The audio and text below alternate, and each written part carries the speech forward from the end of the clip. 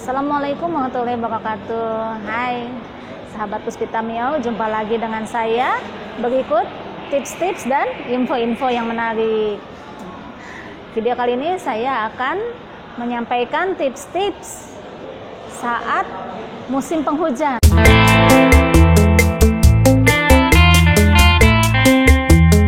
Bagaimana menghadapinya supaya tubuh kita tetap fit, tetap sehat, dan terjauh dari sakit, terutama flu dan batuk. Sebelum saya melanjutkan, bagi teman-teman yang belum klik tombol subscribe-nya, diklik dulu ya, sehingga selalu bisa mengikuti terus tips-tips dari Puspita Miao, insya Allah. Di saat musim penghujan, umumnya biasanya memang kan, daya tahan tubuh kita itu menurun. Dan bakteri atau bibit penyakit itu mudah berkembang. Jadi sehingga memang dari kitanya yang harus menjaganya, teman-teman ya. Nah, terutama bagi penderita GERD dan anxiety ya, yang sensitif terhadap cuaca dingin kan? Nah, jadi musim penghujan ini kan, sangat berpengaruh, sangat mempengaruhi. Tapi jangan khawatir teman-teman, semua itu bisa diatasi. Lakukan dengan disiplin tips-tipsnya. Ya. Apa saja tips-tipsnya? Yang jelas, yang pertama itu tetap menjaga pola hidup sehatnya. Pola hidup sehat termasuk itu pola makan, kan? Makan tetap teratur di jam-jamnya. Usahakan lebih sering makannya. Jadi per 3 jam itu perut diisi. Jadi sehingga tidak kosong terlalu lama. Ya. Nah, lalu juga, ya, udah jelas makan makanan yang bergizi, gitu kan? Untuk lebih menambah daya tahan tubuh meningkat. Nah, di sini juga dibutuhkan tambahan asupan makanan-makanan yang tinggi atau yang kaya akan vitamin C, vitamin B, juga vitamin lainnya dan mineral-mineral. Ya. Jadi teman-teman harus konsumsi buah-buahan dengan lebih dibanding hari-hari sebelumnya. Juga konsumsi makanan-makanan yang banyak mengandung vitamin B kompleks ya, seperti bubuk kacang hijau, gitu kan? Nah, dan banyak macam-macam yang lainnya ya. Bisa konsumsi oatmeal, talbinah, bekatul, ya, daging, ikan, telur, itu semua mengandung vitamin B ya. Alpukat, pisang, banyak sekali pokoknya macam-macamnya. Yang jelas makan makanan yang bergizi seimbang. Ada lauk, ada sayur, ada nasi, ada buah. Seperti itu. Ya. Nah, makanan lainnya yang bisa juga dibutuhkan dan mendukung ya, di saat musim penghujan itu adalah probiotik. Ya, sebetulnya udah ada juga saya bahas di video asam tinggi versus asam rendah. Itu apa aja makanan yang mengandung probiotik ya. Nah, di sana bisa teman-teman lihat kembali. Jadi konsumsi probiotik. Ya. Lalu juga ya, makanan lainnya yang mengandung tinggi vitamin C seperti buah-buahan ya. Umumnya semua buah-buahan rata-rata itu mengandung tinggi vitamin C-nya teman-teman. Nah, ada salah satu buah tradisional gitu kan, tapi sekarang sudah mendunia. Itu buah disebut cipukan buahnya atau cecendet. Nah, ini berkhasiat untuk memang menjaga daya tahan tubuh, meningkatkan daya tahan tubuh. Kan? Bisa sebagai terapi bagi yang punya sakit flu atau batuk yang lama sembuhnya. Cecendet atau cipukan ini kalau zaman dulu gitu kan, di masa saya anak-anak gitu, itu banyak sekali tumbuh di sekitaran pinggir sawah atau di tanah-tanah kosong, dia tumbuh liar bebas seperti itu. Dan biasa memang suka dimakan oleh kita tuh anak-anak tuh. Bijinya itu bulat, dibungkus cangkang seperti lampion. Nah itu rasanya kalau yang sudah kuning itu asam-asam manis. Nah oleh orang tua zaman dulu, cecendet atau ciplukan ini pun memang dipakai sebagai terapi, gitu kan. Terapi untuk yaitu flu, batuk, dan untuk yang sering sakit-sakitan biasanya. Jadi memang untuk meningkatkan daya tahan tubuh, dan memang kandungan vitamin C-nya dia tinggi.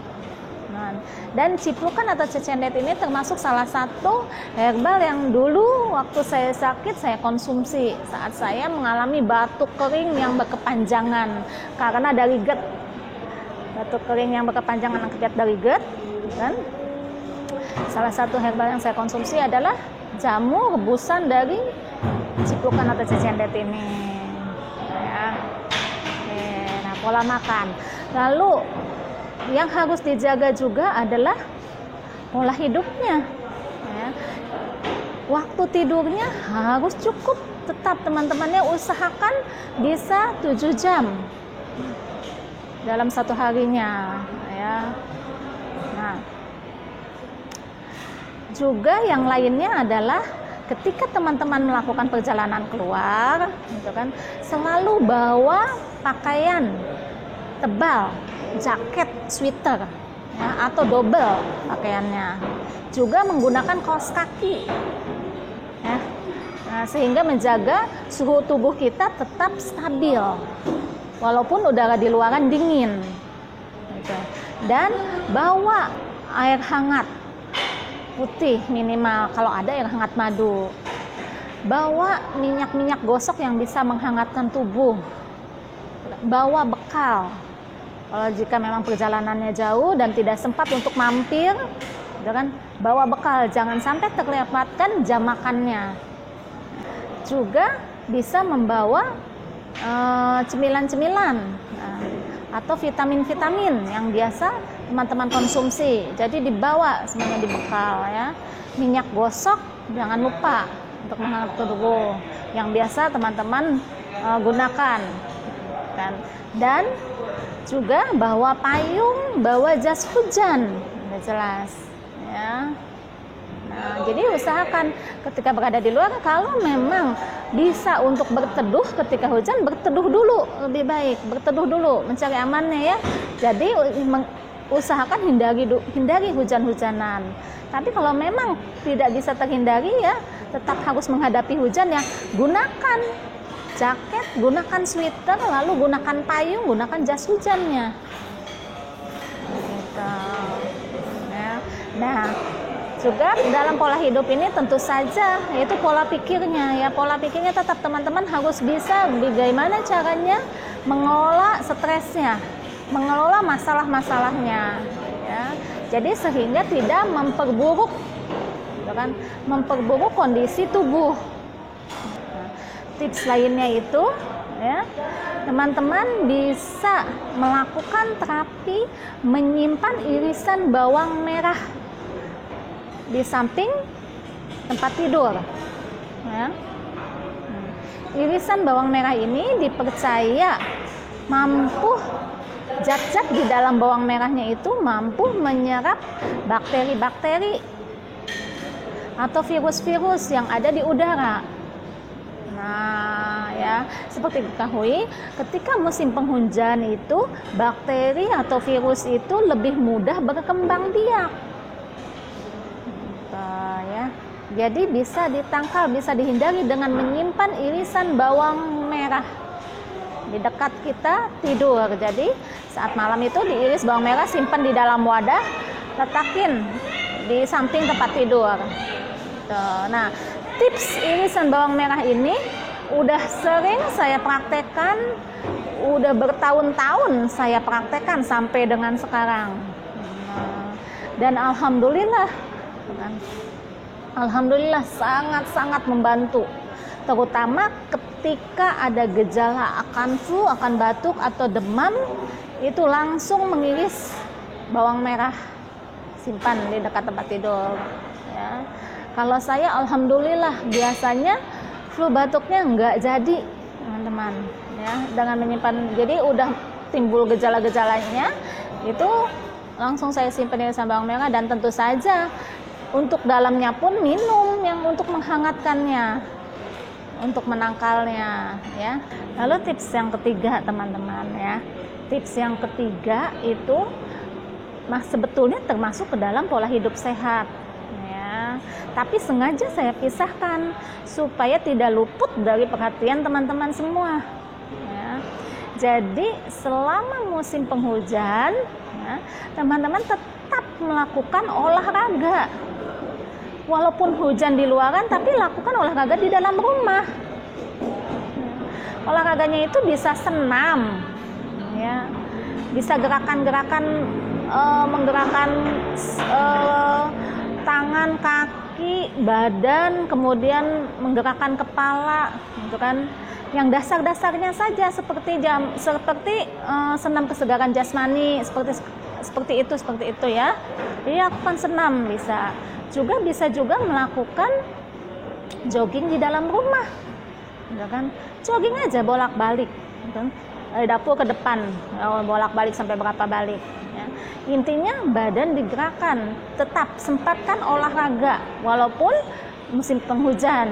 Ya, justru di musim penghujan lebih dibutuhkan untuk melakukan olahraga, ya, karena untuk berjemur mungkin kan terhambat karena tidak ada sinar matahari, dan jadi ganti dengan olahraga gitu, ya.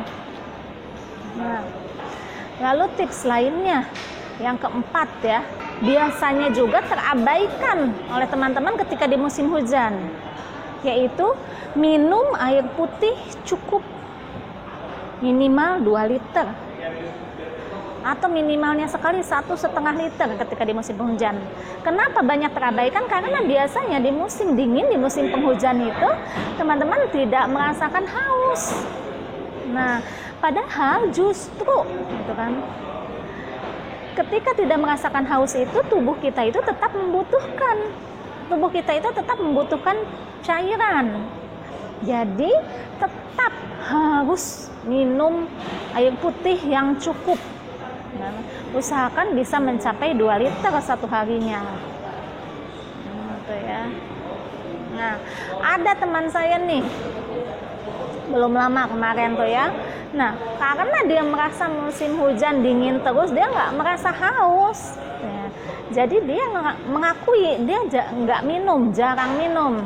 Tapi dia ngopi terus yang ada gantinya, karena merasa kan musim hujan, kopi kan anget gitu kan. Nah, ngopi terus, air putihnya kurang.